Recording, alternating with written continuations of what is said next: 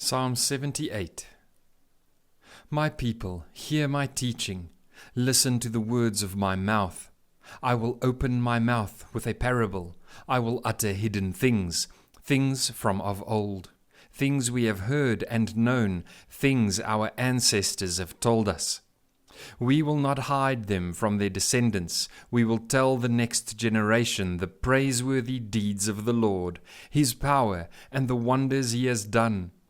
He decreed statutes for Jacob and established the law in Israel, which He commanded our ancestors to teach their children, so that the next generation would know them, even the children yet to be born, and they in turn would tell their children. Then they would put their trust in God and would not forget His deeds, but would keep His commands. They would not be like their ancestors, a stubborn and rebellious generation, whose hearts were not loyal to God, whose spirits were not faithful to Him. The men of Ephraim, though armed with bows, turned back on the day of battle. They did not keep God's covenant and refused to live by His law. They forgot what He had done, the wonders He had shown them. He did miracles in the sight of their ancestors in the land of Egypt, in the region of Zoan. He divided the sea and led them through. He made the waters stand up like a wall. He guided them with the cloud by day and with light from the fire all night. He split the rocks in the wilderness and gave them water as abundant as the seas. He brought streams out of a rocky crag and made water flow down like rivers. But they continued to sin against Him, rebelling in the wilderness against the Most High. They willfully put God to the test by demanding the food they craved. They spoke against God. They said, "Can God really spread a table in the wilderness?" True, He struck the rock, and water gushed out, streams flowed abundantly. But can He also give us bread? Can He supply meat for His people? When the Lord heard them, He was furious. His fire broke out against Jacob, and His wrath rose against Israel, for they did not believe in God or trust in His deliverance. Yet He gave a command to the skies above and opened the doors of the heavens. He rained down manna for the people to eat. He gave them the grain of heaven. Human beings ate the bread of angels. He sent them all the food they could eat. He let loose the east wind from the heavens, and by His power made the south wind blow. He rained meat down on them like dust, birds like sand on the seashore. He made them come down inside their camp, all around their tents. They ate till they were gorged. He had given them what they craved. But before they turned from what they craved, even while the food was still in their mouths, God's anger rose against them. He put to death the sturdiest among them, cutting down the young men of Israel. In spite of all this, they kept on sinning.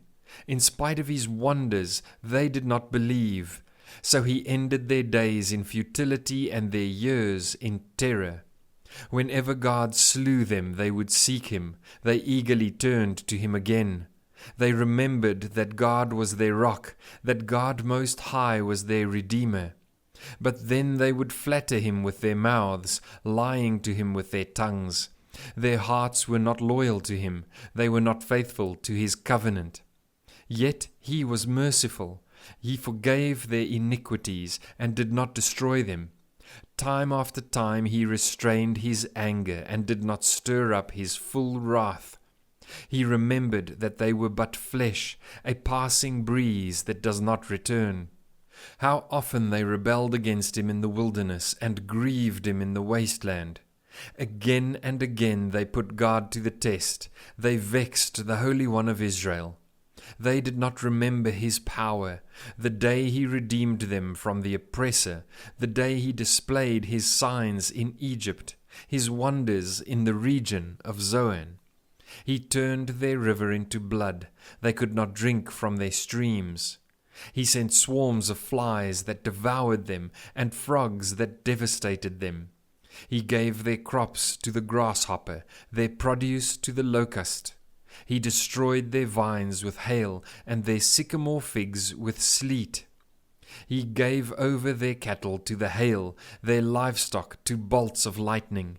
He unleashed against them his hot anger, his wrath, indignation, and hostility, a band of destroying angels. He prepared a path for his anger. He did not spare them from death, but gave them over to the plague. He struck down all the firstborn of Egypt, the firstfruits of manhood in the tents of Ham. But he brought his people out like a flock. He led them like sheep through the wilderness. He guided them safely, so they were unafraid, but the sea engulfed their enemies. And so he brought them to the border of his holy land, to the hill country his right hand had taken. He drove out nations before them, and allotted their lands to them as an inheritance. He settled the tribes of Israel in their homes. But they put God to the test, and rebelled against the Most High. They did not keep his statutes. Like their ancestors, they were disloyal and faithless, as unreliable as a faulty bow. They angered him with their high places.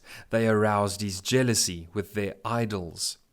When God heard them, he was furious. He rejected Israel completely. He abandoned the tabernacle of Shiloh, the tent he had set up among humans. He sent the ark of his might into captivity, his splendor into the hands of the enemy. He gave his people over to the sword. He was furious with his inheritance. Fire consumed their young men, and their young women had no wedding songs. Their priests were put to the sword, and their widows could not weep. Then the Lord awoke as from sleep, as a warrior wakes from the stupor of wine. He beat back his enemies. He put them to everlasting shame. Then he rejected the tents of Joseph. He did not choose the tribe of Ephraim, but he chose the tribe of Judah, Mount Zion, which he loved. He built his sanctuary like the heights, like the earth that he established forever. He chose David his servant, and took him from the sheepfolds.